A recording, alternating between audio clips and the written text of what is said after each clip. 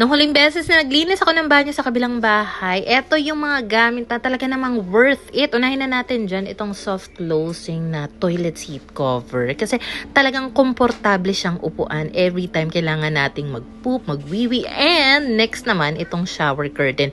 Napakaganda niya. Waterproof ito. And saktong-sakto talaga yung size niya dito sa banyo na ito. Pero merong mas malapad niyan ha. So yung link ng mga ito, ilalagay ko na lang sa comment section. Pero nasa showcase ko rin yan. Next is ito namang panglinis. So, ang maganda dito, pwede kang pumili. Kaya na lang nito. Meron siyang plunger. Pero kung hindi mo naman kailangan ng plunger, meron pang ibang set. Sa banyo na to, kailangan nila ng ganyan dahil minsan nagbabara yung toilet. So, may small brush. May pangtanggal pa nga na mga buhol-buhol na buhok doon sa shower area. At may pangkuskus pa sa loob ng toilet. O, diba? Tapos, maganda pa dyan, may butas na nga yung mga lagayan para mas hygienic, hindi may stuck yung mga dirty water sa mismong lagayan. At may option ka pang idikit yan sa pader or pwede mo namang ilapag na lang sa sahig. So again, kung bet nyo na mga ito, link ay nasa baba or comment.